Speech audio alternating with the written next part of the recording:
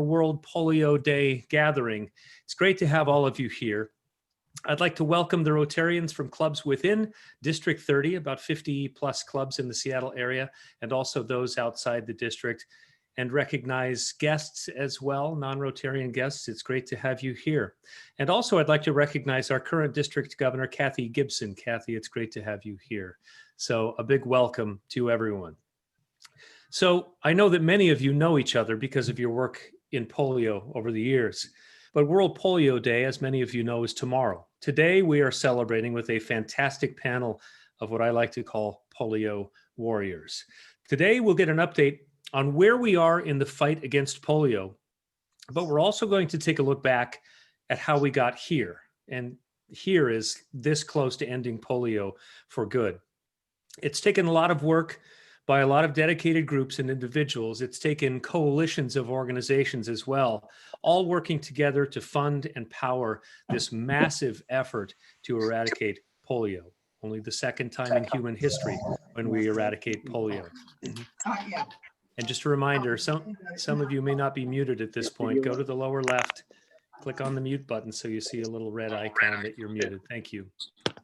So for the next hour or so, I'll engage our panel for the first part of our program, and then you'll be able to pose your questions through the chat window down below to our panel as well. Just post your questions in that chat window. I'll be able to pull those up and pose those to our panel. So right now, I'd like to introduce our panel. The first part of the program will feature Dr. Ananda Bandyopadhyay, who considers himself a foot soldier in the battle to eradicate polio and diseases, other infectious diseases.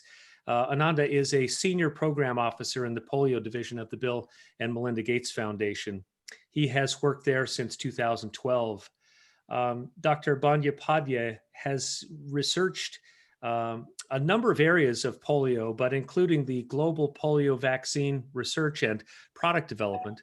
He studies data on the best use of polio vaccines to make them affordable and accessible to vulnerable populations. He also studies the best way to track polio in the environment with new tools and diagnostics. Dr. Bandyopadhyay has also worked on the ground in India and as a lecturer at Harvard, an epidemiologist in Rhode Island. And please give him a silent Zoom round of applause. And again, make sure you're muted. If you haven't already muted, go to the bottom left, if you would, and mute. Thank you. Next on our panel is Ezra Tashomi. Many of you know Ezra. He is a polio activist and a Rotarian. Ezra has led groups from the Northwest on polio immunization trips to his native Ethiopia for decades. I could go on for hours just on Ezra, but that's the succinct version. Penny Legate is a journalist and polio immunization organizer. Penny has traveled extensively to tell the polio immunization story for many, many years. Penny, it's great to have you here.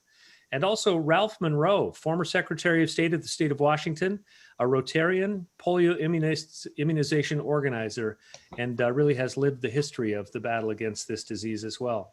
Ralph, it's great to have you here. Denny Wilford is a polio survivor. He's an activist who started a foundation to help in the fight against polio. Denny, it's great to see you once again. And finally, last but not least, John Matthews was a senior vice president for Costco Wholesale for 25 years. He has served extensively in top leadership positions in Rotary International, as a member of the RI board, a vice president of Rotary International, and as a director. John, it's great to have you. So let's give a silent clap to our panel. Welcome, panelists. It's great to have you here. Okay, I'd like to start our panel with Dr. Bandyopadhyay from the Gates Foundation for a presentation on where we stand in the fight against polio. So this is going to be basically about a 15-minute presentation, and we're so grateful for the work that you do, Doctor. The stage is yours to give us a snapshot of where the fight against polio stands today. Thank you so much, Mark, and hello to everyone. It's such an honor and privilege to be with you all. I've been to many Rotary events, especially around the Polio Day, and it's always an honor to come back and speak with you all. So today I'm going to be very brief in terms of a quick update, because there are many important events and updates happening in the polio eradication front. And I would like to ensure you all are aware of those achievements and also the challenges that still remain. So with that, I think you all are aware that we are fighting an ancient disease. Polio essentially has existed for many, many decades and centuries, in fact.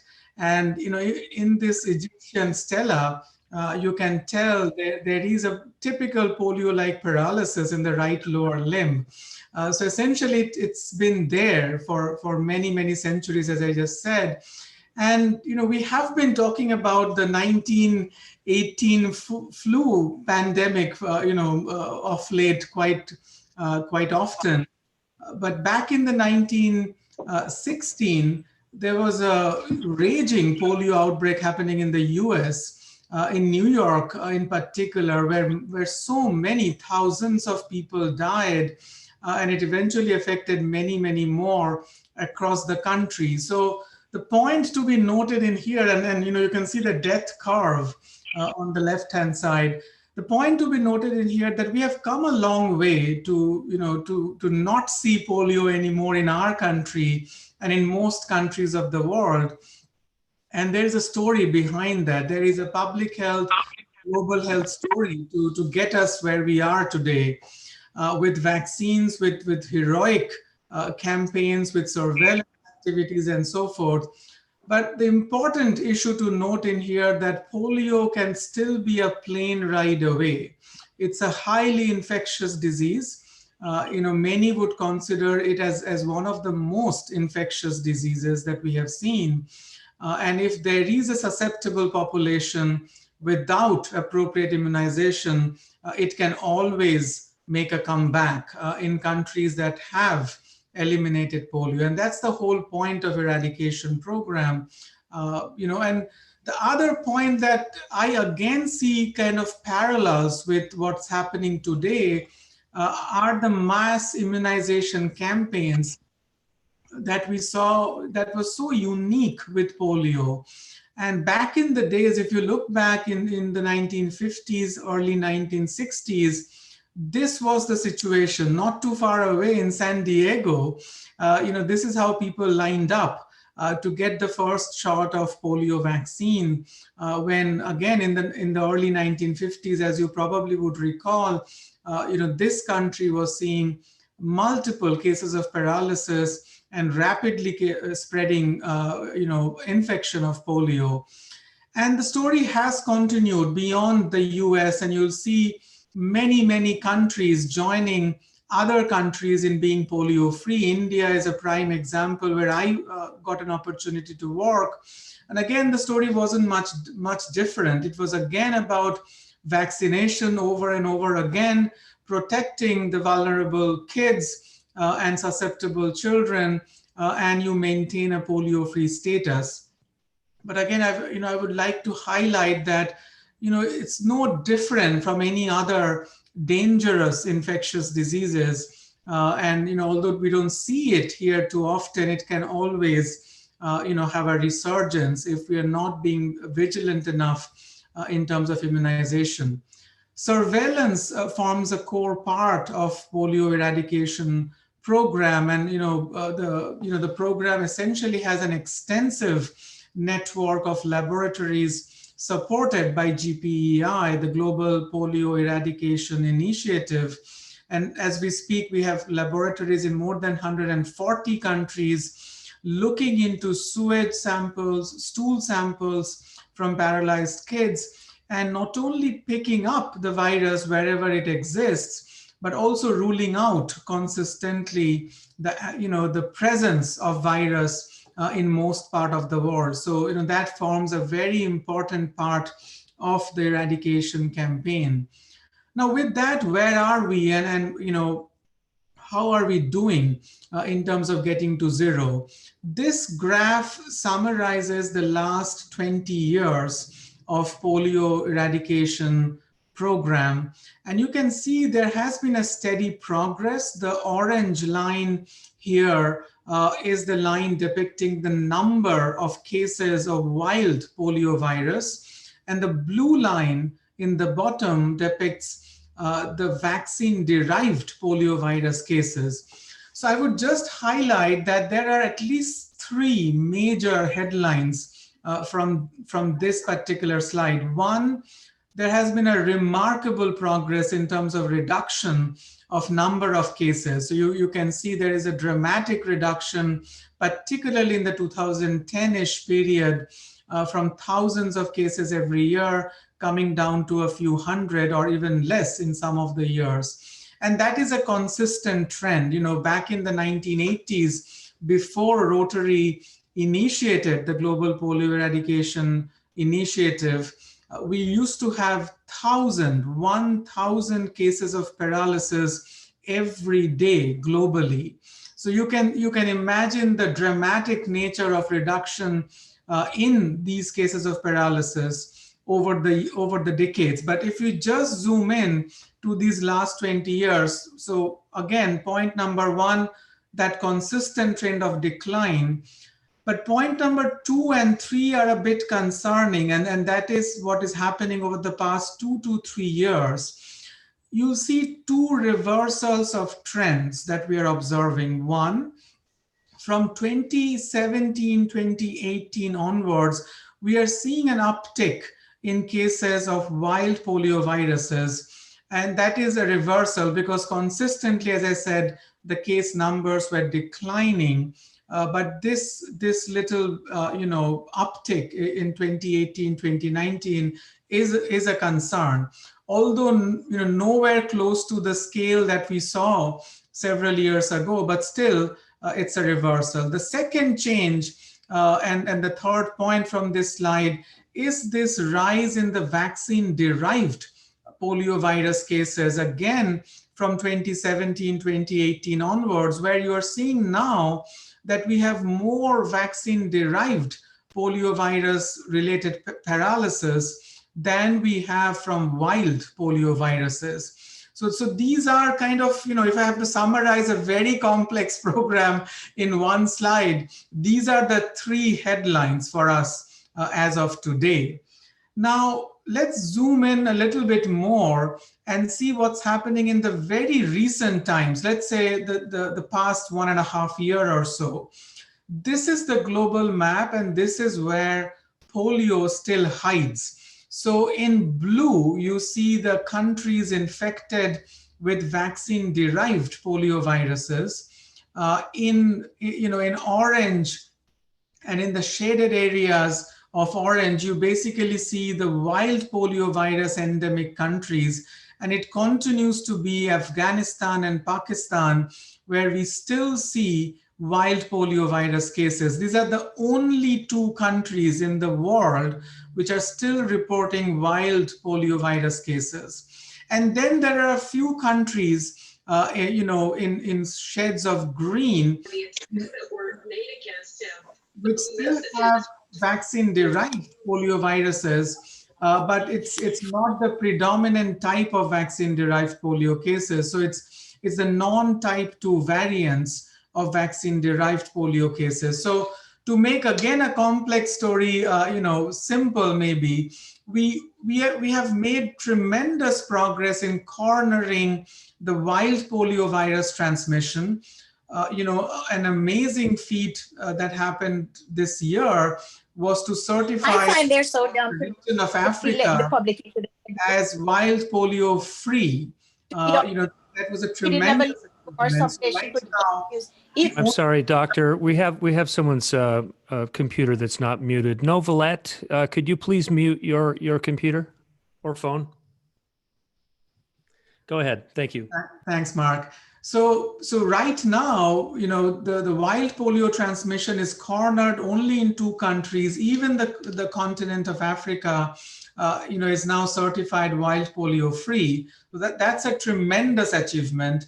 The second issue to be noted in here, in terms of wild polio, we only have one type of wild polio circulating out of the three types of wild polio that we did have.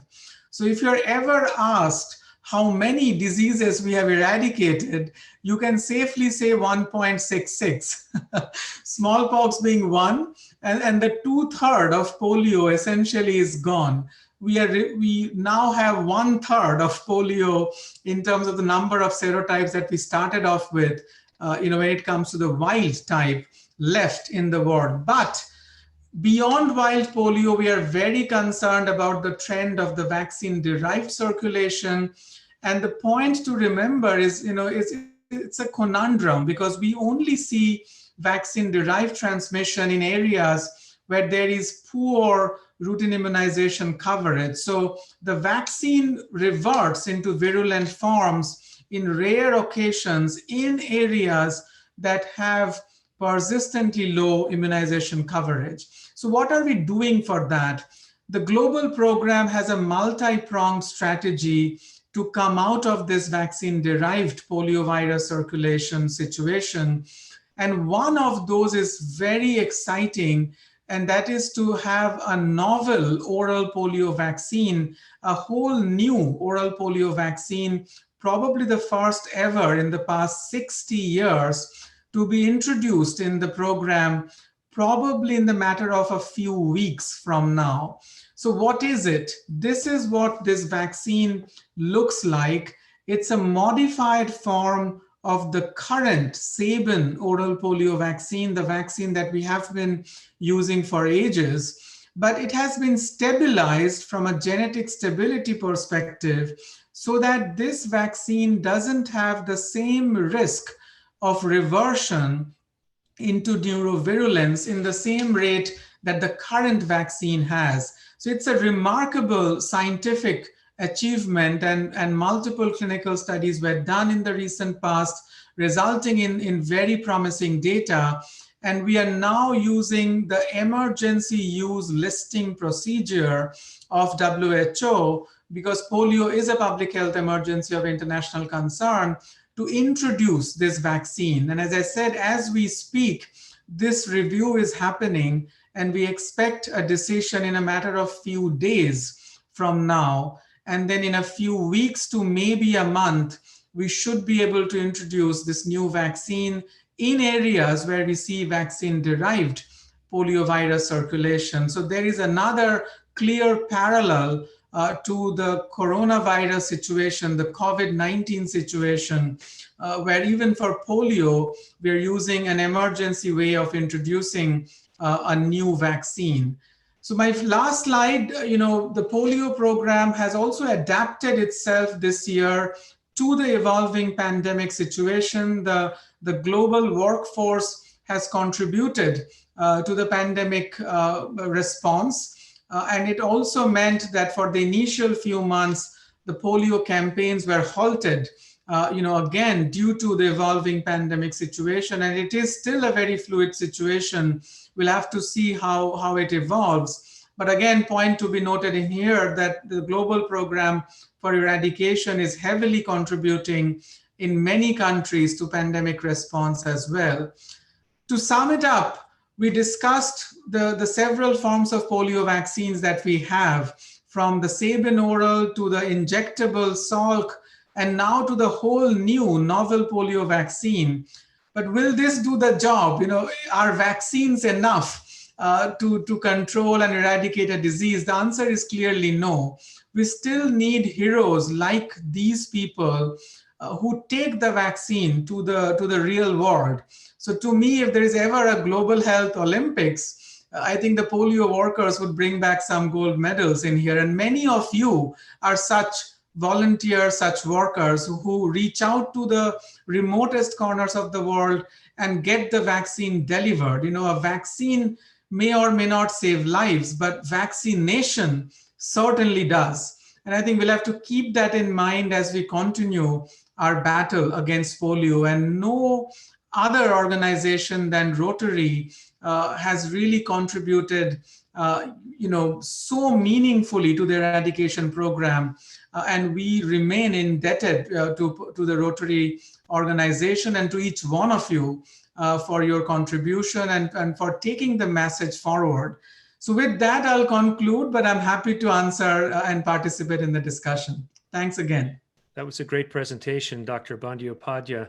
A quick question from Andy before we get to the rest of the panel. Andy asks, what happens to people who get polio from the vaccine? Does it present itself like the wild virus does?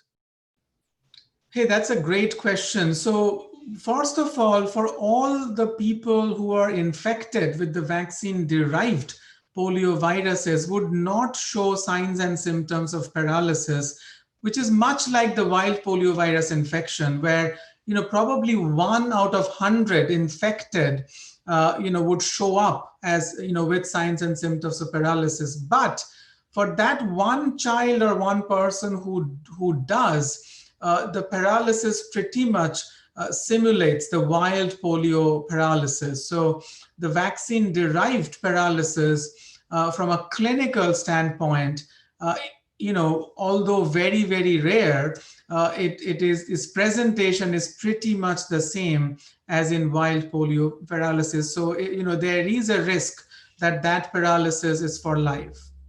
Okay.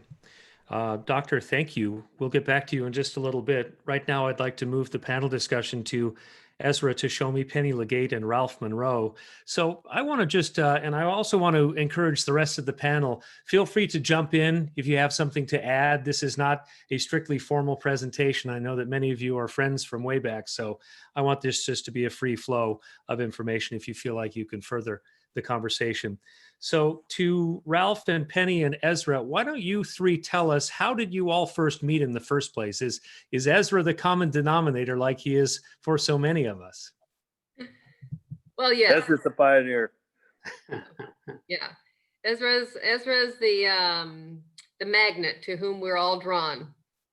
Exactly. It could be a good thing and a bad thing in some situations. So Ezra, tell us, how did you guys all get together, and when did you first start going back to Ethiopia to deliver vaccine? I think it was 1997 for the first time when I went to attend a peace conference.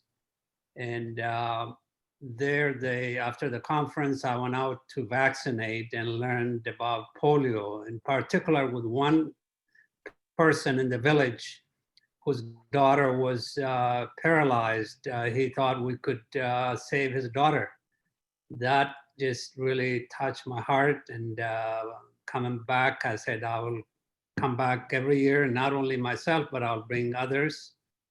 And sure enough, my dear friends from Rotary and others from non-Rotary came and joined me. And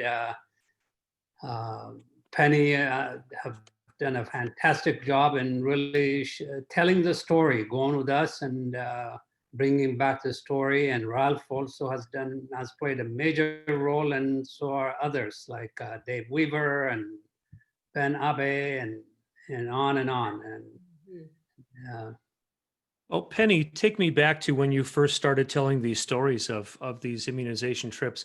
I mean, what was the world like back then in terms of the numbers of cases of polio?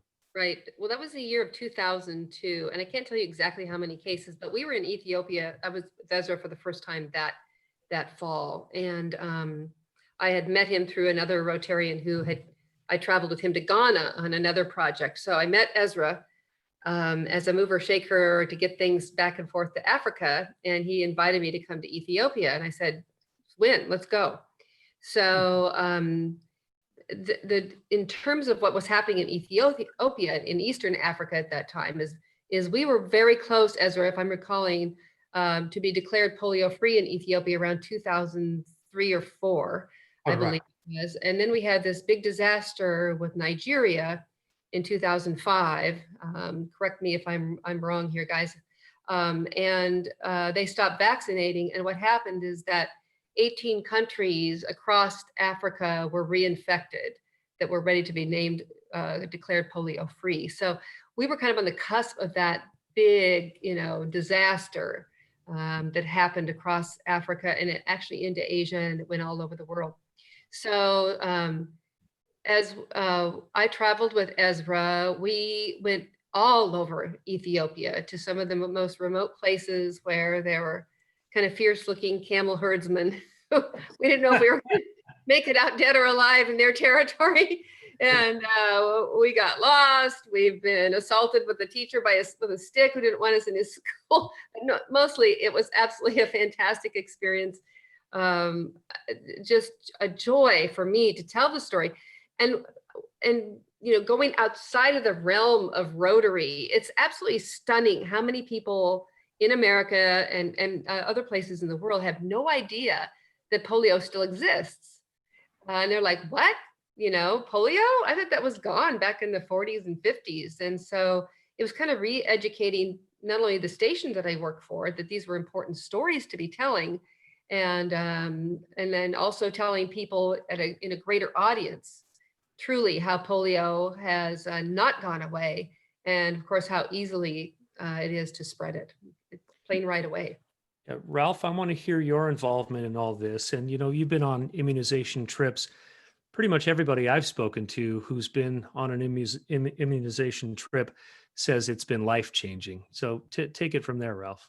Well, my story, before I even begin, I want to say thank you to all the Rotarians who not only have gone on these trips, but also have helped and contributed and put up the money to make this happen. It's just an amazing story of what Rotary International and Rotary Club starting in the Philippines have done with polio. My story actually starts in about the 4th grade when we were late going to a scout meeting, Cub Scouts or Boy Scout meeting, because my parents wanted to, I can hardly tell you this without having tears in my face, but wanted to stay home because there was a man we'd never heard of named Dr. Salk, who was going to come on the television live, which was very unusual, and tell us about a polio vaccine. And I know how much my mother had feared polio. I know how much my dad had feared polio. We were so worried about anybody catching polio. We knew kids that caught polio, and they ended up, in a matter of hours, they were paralyzed. And we sat home. I was anxious to get to the scout meeting, and Dr. Salk came on the television, and he said he had found a cure. And I will always remember my mother just burst into tears. She just couldn't control her crying that there would be a vaccine for this. And I must tell you, as a little kid who lined up for those first shots, and our first speaker, Dr. Padua, showed a picture of it. That needle wasn't like today's needles. That needle was about the size of a shingle nail going in your arm. And that's what it felt like sometimes. But when I was asked to be the president later, many years later, after I served as Secretary of State of Seattle Rotary, Seattle Rotary number 4, which is a great club and a great organization and wonderful people, was mostly a check writing club. And they felt that involvement was kind of writing a check. And I looked over at University Rotary, and I saw Ezra, and I saw Ben, and I saw Rosemary, and I saw Dave Weaver, and they were out there doing stuff in the field. And I told Rotary International, I asked Ezra, I said, save 10 slots for us. We're going to take 10 people. And my key leaders at Seattle Rotary said, we'll never get 10 people to do that. Well, we had the 10 people the next day. People were ready to go and ready to give this a whirl at their own expense, travel halfway around the world into a very remote and in that time quite uncomfortable country, and go out and vaccinate any kid you could grab. And it was remarkable because I thought I knew something about the world. But as Penny alluded to, and Ezra has mentioned many times, much of the world had that at that time and today has had no health services whatsoever, none. They'd never seen a doctor, and they had no idea about even health standards. And so I guess the bottom line for all of us that did this, Mark, and I'll conclude, is that we not only had the joy of eradicating disease, we had the joy of introducing Rotary to the Gates Foundation, which have been phenomenal partners, just phenomenal partners, and bringing that relationship together as with other organizations as well, World Vision and a number of other organizations. But we also had the joy of seeing communities that had never really received healthcare learn something about basic health. And this, in my opinion, is going to pay off in a huge way in a few months, not just with polio, but remember, pretty quick here, we're going to have a vaccine for COVID. And I know that there's debate on when it'll be and so forth. It'll be interesting to see what the vaccine requirements are. Will it have to be refrigerated? Will it have to be injected? Will it be a vaccine by the mouth? Who knows? But I can tell you this, we will have thousands and thousands and thousands of vaccinators already trained and ready to go in the worst places, the toughest places, the most remote places in the world, because they've already been out there for polio. And so we've got a lot of good things to look forward to, in my opinion. And much of this started right in our local Rotary clubs. Oh, that's great to hear that history. I wanted to let you folks know that if you have a question for Dr. Bandyopadhyay, he's been answering them in the chat. Doctor, thank you for doing that. Or to any of our panelists, just make sure you write who the question is to there. Ralph, thank you for that. That's a great segue to talk to John Matthews. John has been a director and a vice president of Rotary International. And John, I wanted to bring you into the conversation now to talk about the power of partnerships. Ralph talked about how it really was a game changer when the Gates Foundation joined this coalition, but it was a very robust coalition even before that, wasn't it? Yes, it sure was, Mark. We had, Rotarians have been working on this for a number of years, but from the late 70s when we did our first 3H grant in the Philippines to kind of get this whole idea of immunizing kids started, Rotary started seriously focusing on this in the late 80s. And at that time, we partnered with World Health Organization, Centers for Disease Control, and UNICEF. And together, we put our resources together to try to go after this disease, and made, over the next decade or so, huge strides in eliminating this disease from various parts of the world. As Ralph pointed out, in 2007, the Gates Foundation came alongside, and together now Rotary and World Health Organization, CDC, UNICEF, and Gates Foundation formed the Global Polio Eradication Initiative, and they have leadership overseeing this entire effort and making sure that we stay on track. But it's really interesting to see when you do work with, and I've had the opportunity to serve on the committees within Rotary that oversee this, and it is amazing to see what each of the partners brings to the equation. Rotarians are great at a whole lot of things. We've been especially good at fundraising. We've been especially good with boots on the ground. And probably after all is said and done, and we've eradicated polio from the face of the earth, and people write about this, they will say, when they look at Rotarians, that our advocacy was perhaps the single most important thing that we could have done. But when you put all those things together and you compare with what each of the other partners brings to the table, it's amazing to watch. And as you've heard other panelists say, this is a pretty well-oiled machine. Polio Plus has actually built and created an infrastructure around the globe that allows us to tackle other diseases like SARS, Ebola.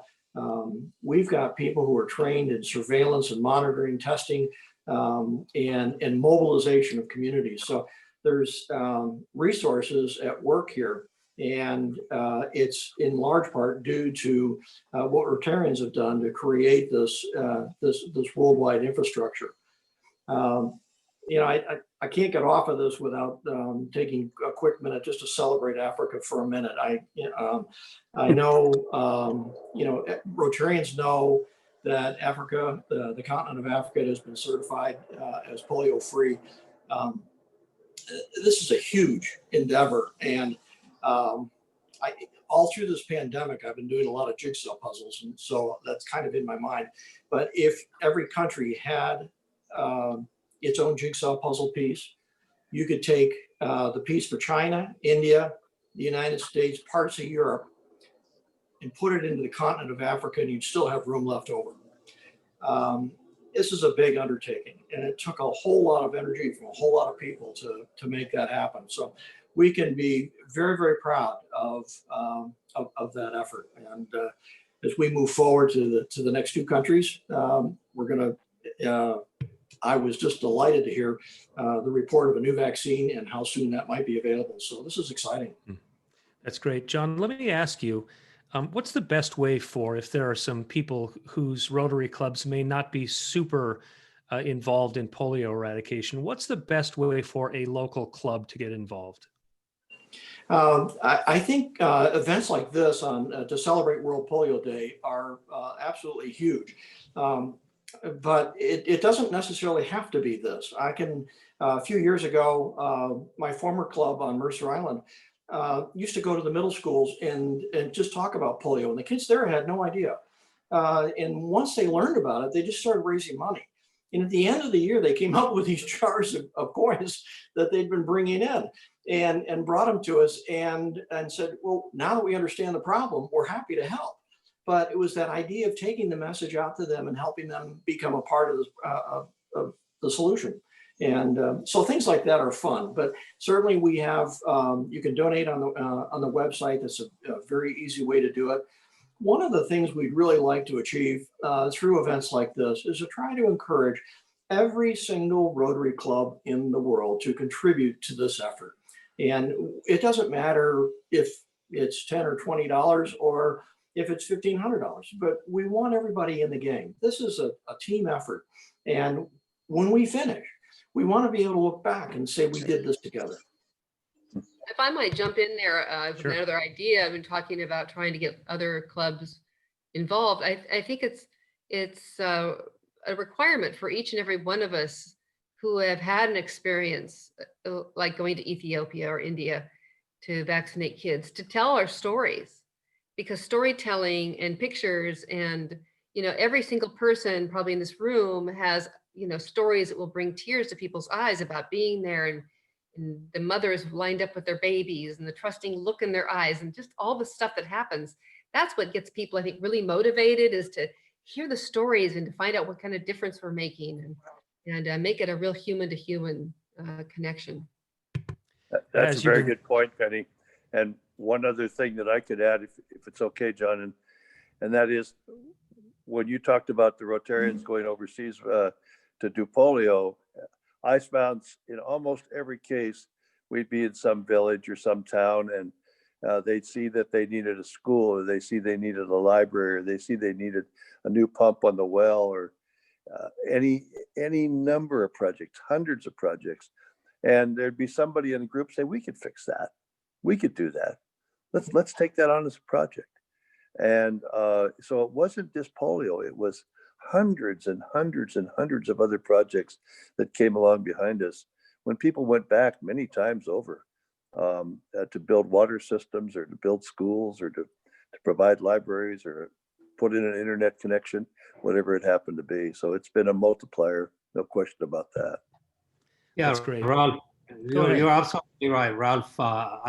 I could think of the Hawaiian Rotarians who came with me to do vaccination, and we walked for hours. And they asked me, where is this village getting their water from? And I said, I don't know, let's talk to the elders. And when we did, they realized they have to walk about an hour away. And the Hawaiian Rotarians were so upset about the whole thing, and they said, we will bring water to this village. And it turned out they did bring water to 5 villages, and those are the kind of things. Wow. Ezra, I wanted to ask you before we get to Denny's story, how do people in countries like Ethiopia view Rotarians when they come into the country with vaccinations? Does it really depend on the culture and the people in the country, or is there sort of a universal response?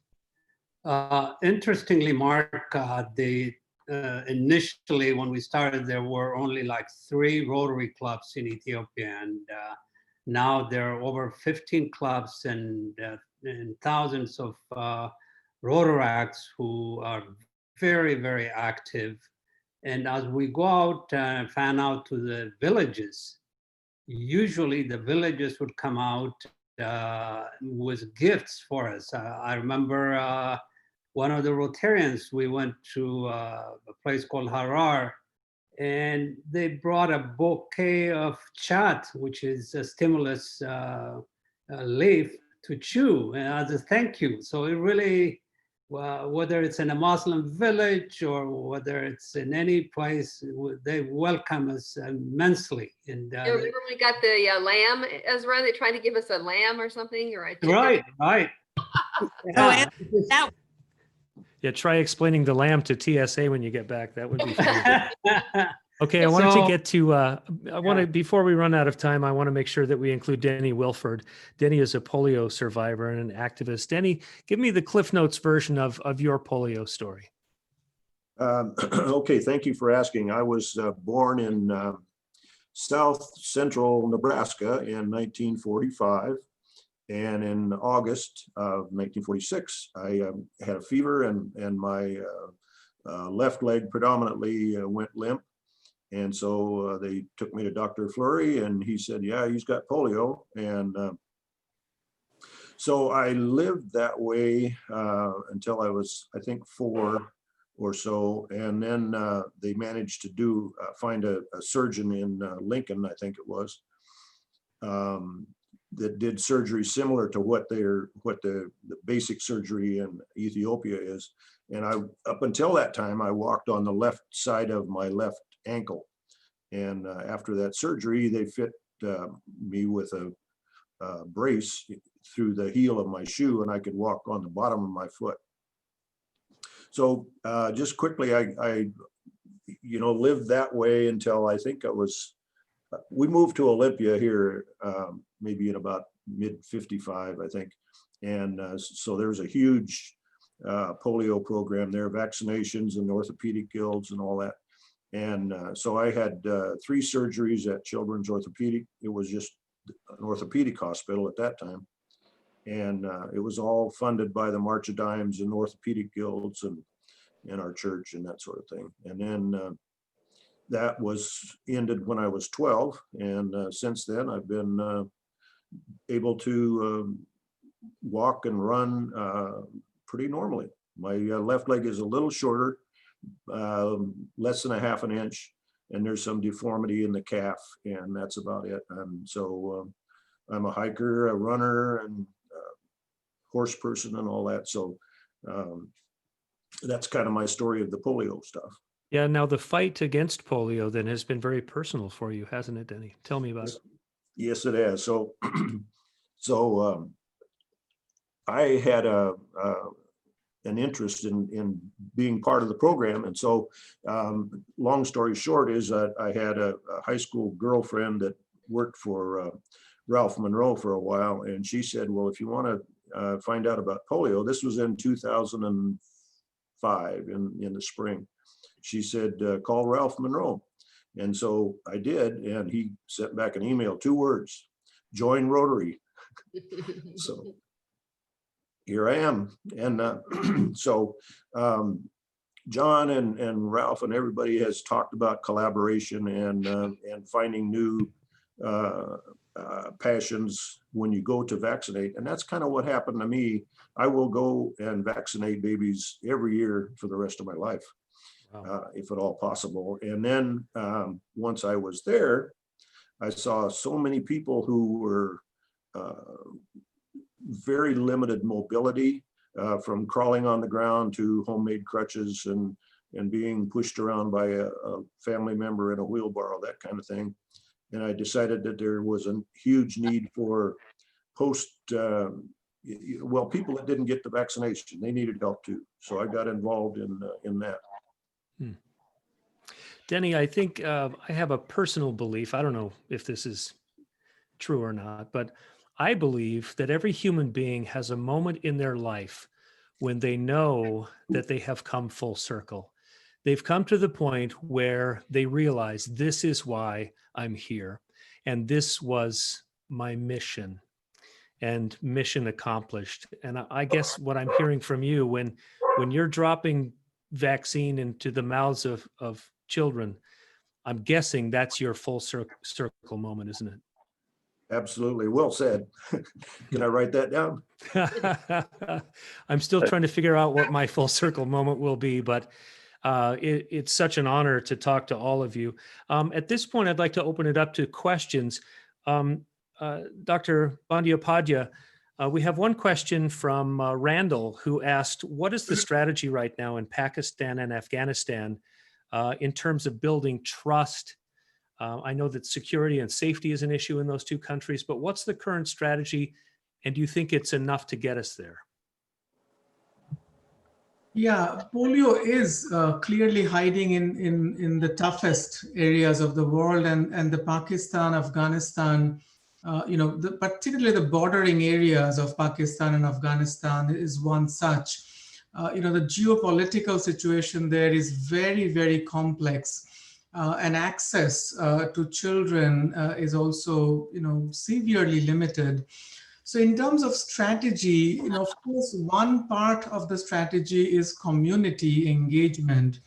So the Pashtun community in that part of the world, is a key part of the strategy of the outreach that the program, will have to do and is doing as we speak. But it's not easy, and it's not also homogeneous, in terms of the issues, the need of the population and the community. So, one of the strategies is also to have a more, of an universal approach towards health issues, moving beyond polio. So, part of the program there is also addressing other health needs of the population along with polio. So that's one of the many strategies.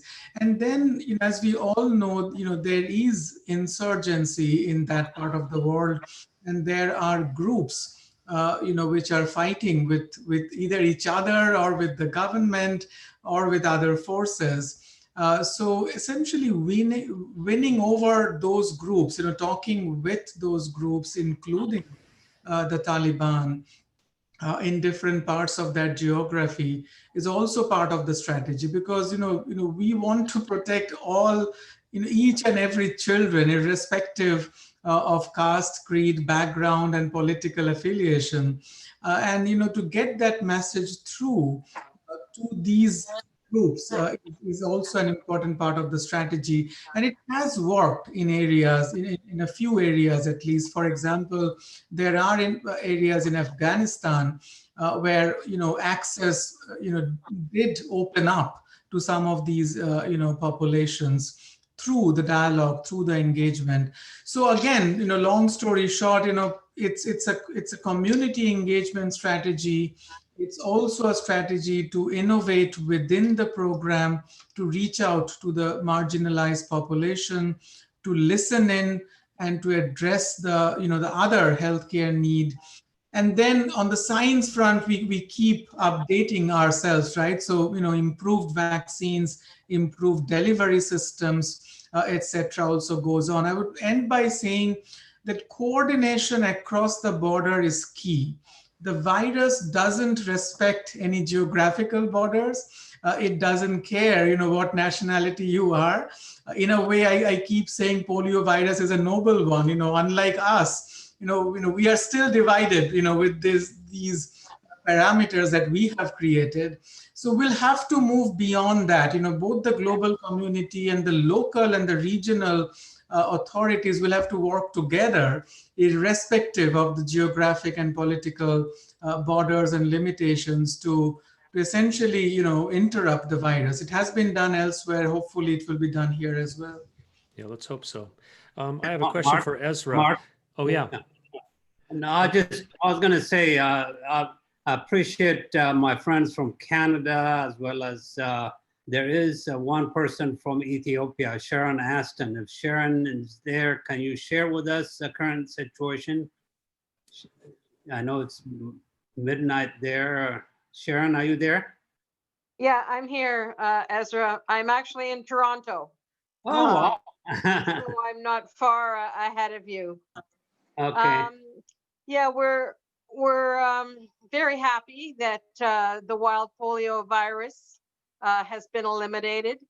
we're still on the lookout, and we continue the immunization for the polio virus. Right now in Addis, there's a door-to-door immunization campaign that's going on. Children under 5 are currently being vaccinated. So it still goes on. As you mentioned the other day, we lost one of our huge polio figures in Ethiopia, Mohammed Idri. Yeah. He was the heart and soul of polio for Ethiopia, and died shortly after the, was it World Peace Day? I think he shortly died after, where we had a commemoration for that. But we have a huge polio day being planned for tomorrow. Unfortunately, it's not by Zoom. It's taking place with the Ministry of Health and all of our polio partners there. We will actually be inducting Dr. Leah Tedessa, who's the Minister of Health, in as an honorary member of our club, Rotary Club of Addis Ababa West, and providing her with a Paul Harris Fellow for her service to Ethiopia, both during COVID and through the polio initiative. Thank you. Sharon, keep up the good work. It's wonderful to have you on the Zoom call Thank today. you so much. I got the notice late, so I kind of slipped in. That's great. Claudia has a question Ezra. I'm sorry. Thank you. Claudia has a question. I think Ezra, you could tackle. She wants to know, are Rotarians still immunizing? Are they still going overseas right now? Well, right now, all the immunization is done in the country by the health workers. I was hoping that things would be better for us to go, which is normally about this time of the year. So I'm planning, hoping, pending on the situation in April or next year in October. But the vaccination still continues. Like Sharon said, the health workers are very active, and Ethiopia has been polio free, as well as the entire continent. So, wow, that's great. yeah. Dr. Bandyopadhyay, a question for you. Could you briefly describe what post-polio syndrome is and how it affects people? Yeah, thank you. I saw the question. So, it's a strange group of, disorders or symptoms that typically occurs in polio survivors.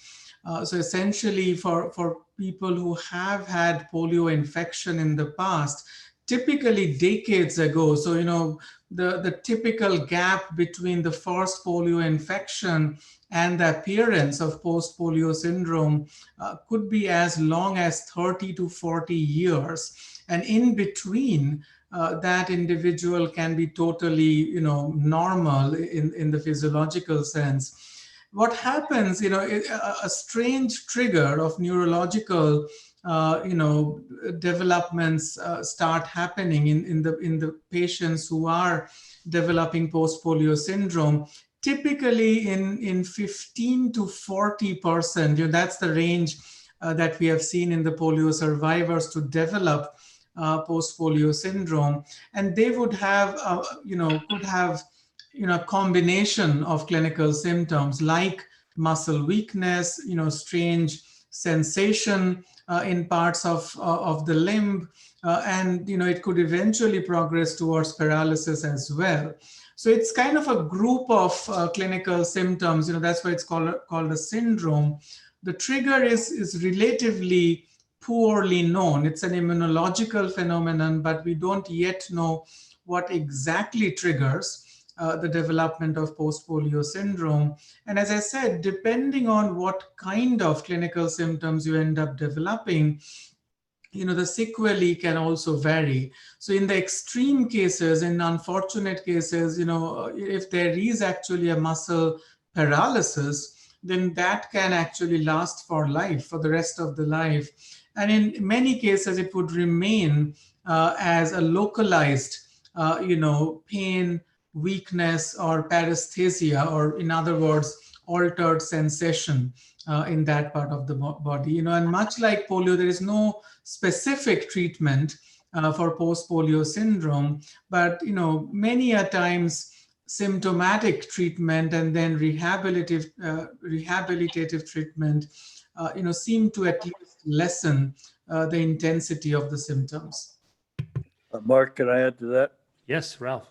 I have some very good friends, and I think all of us have been out speaking to Rotary clubs or any other organization. If you ask anybody over 50, any groups over 50, almost somebody always in the crowd has had polio at some point, a mild case. And this post-polio syndrome, which was described very well by the gentleman from the Gates Foundation, I would just say it is agonizing, like arthritis or rheumatism, and it's unmerciful all night long. People that can't sleep, it drives people crazy, and it's very, very painful and very upsetting. And in many cases, I think it's made people just give up, and not an easy thing to deal with at all. Well, we're just about running to the end of our time. Penny, I wanted to ask you, I've always wanted to go on one of these immunization trips. I haven't yet. Is there a way to describe the impact that has on you? Wow. I think sometimes not words can describe the emotion, the connection that you have with people. I think the stories that we bring back tell it the best, and everybody then derives a different feeling from the imagery that we capture. For example, just the little children lined up and the little children singing for us, and the polio workers on the ground walking barefoot, and really, shabby, worn out clothes with their polio clothes and their hats. And I don't know, it's just so overwhelming on so many levels, in terms of the connection you have with other humans in such a faraway place, and how trusting they are of us to come in with a vaccine and offer up their little babies to us.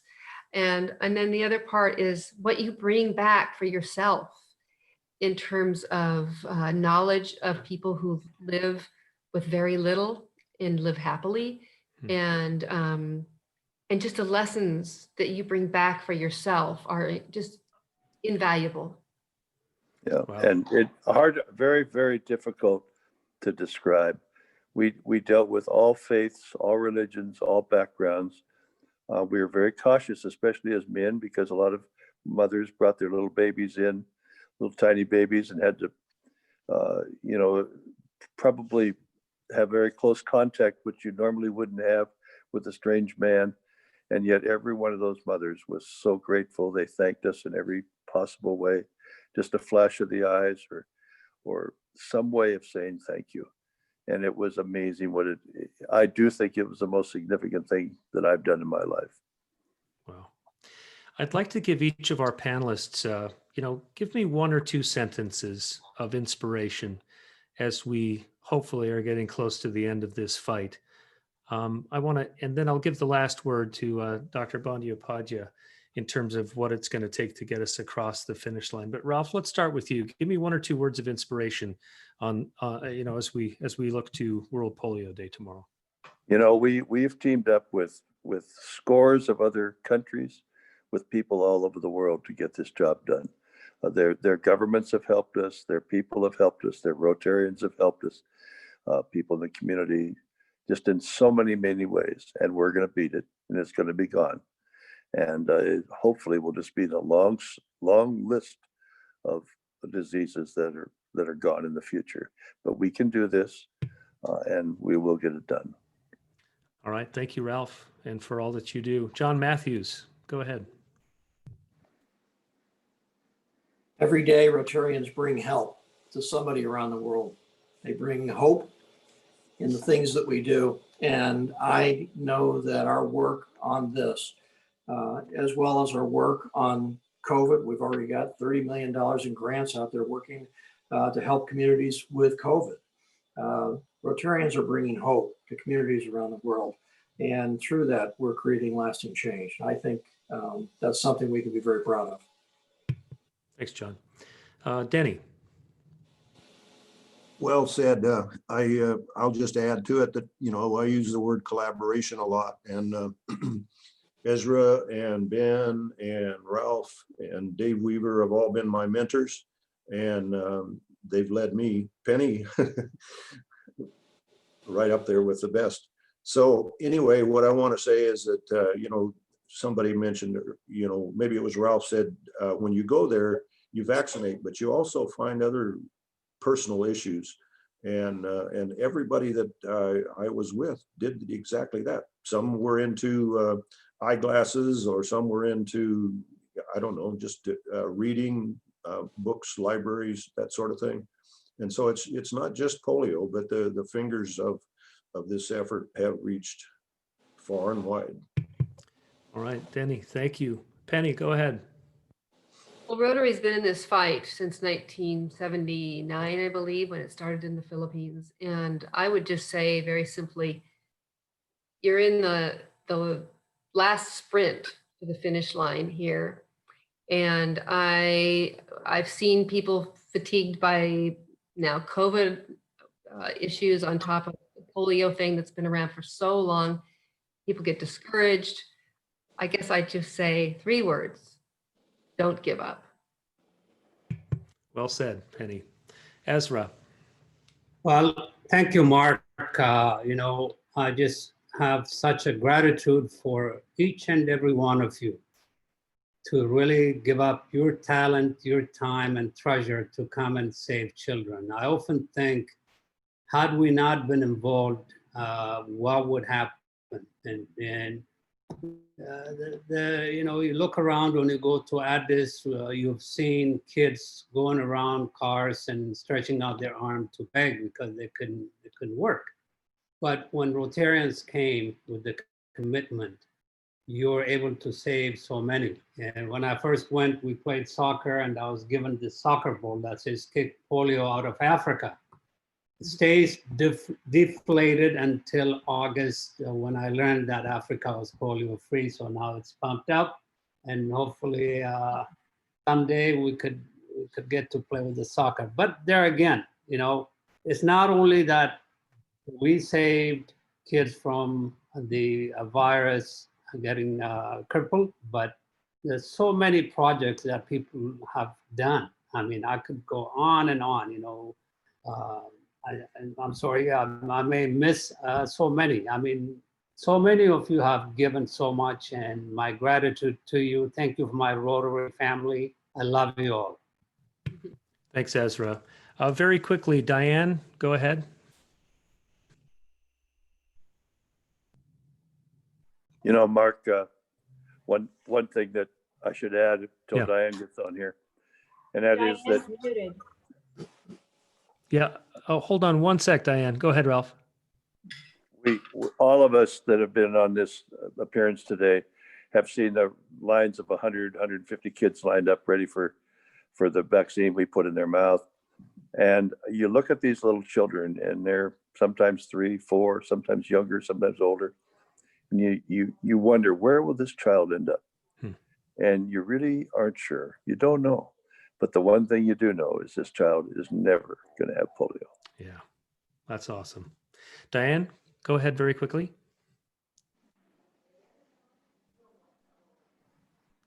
You'll have to unmute, Diane. Okay, let's move on. Let's go final word with Dr. Ananda Bandyopadhyay from the Bill and Melinda Gates Foundation. I just wanted to thank you for dedicating your professional life to fighting this disease. I guess what I'd like to know from you, Doctor, is what's it really going to take? I mean, we've been very close for so many years. We've come close, so close. What's it going to take to end polio? Thanks, Mark. And first of all, thanks to each one of you. It's been such an inspiring session, and thanks for moderating this event, Mark.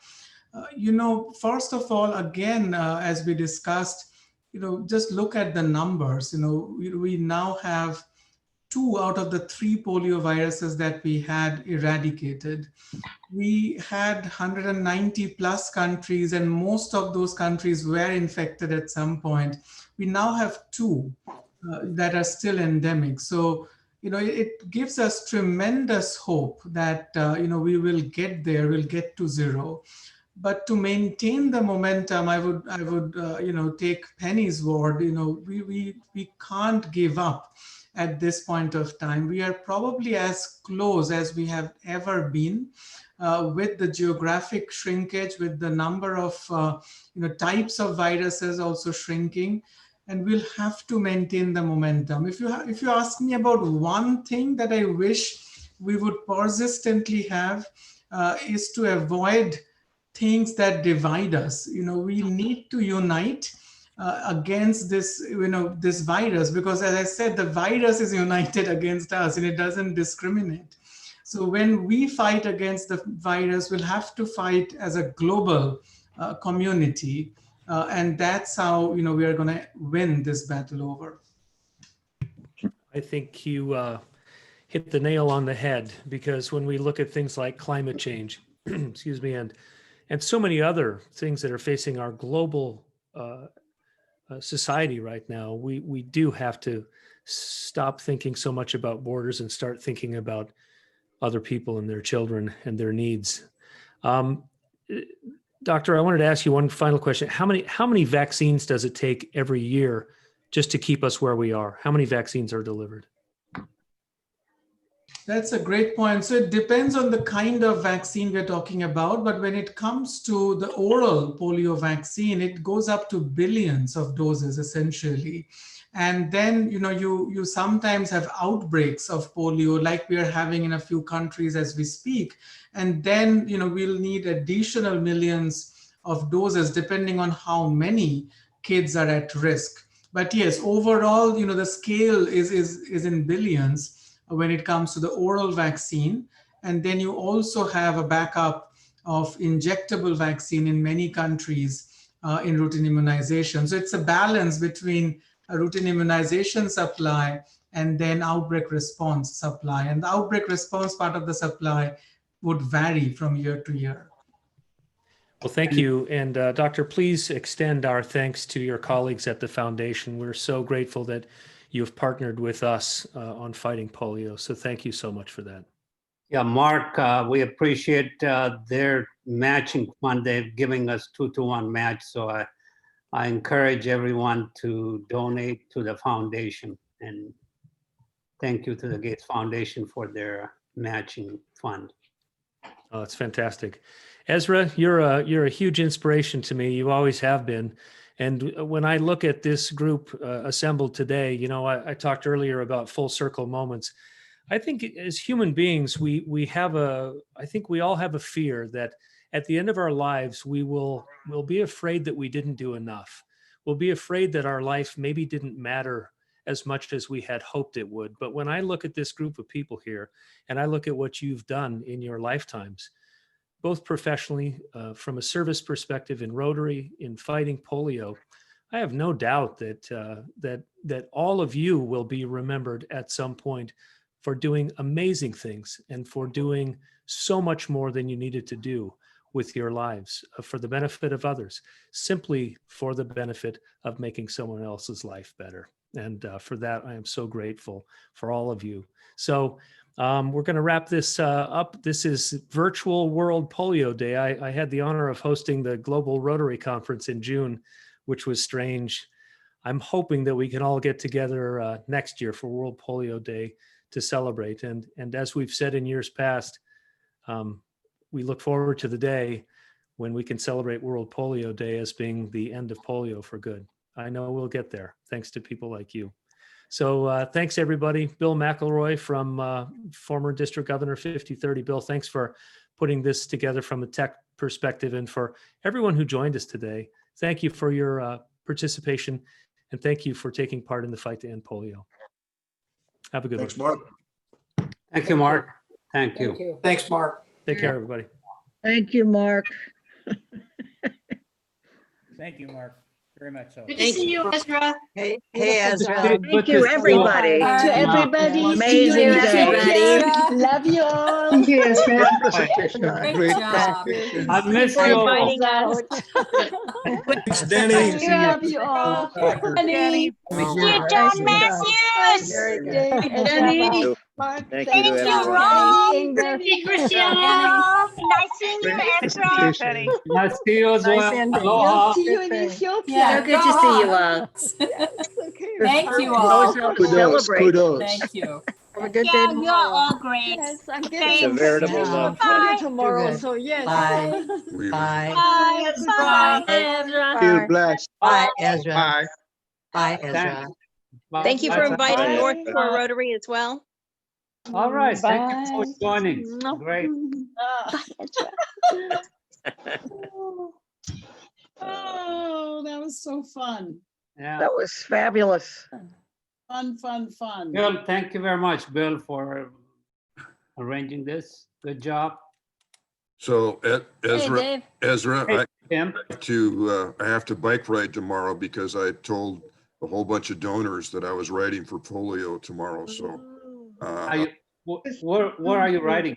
down the street and back, not very far. Okay.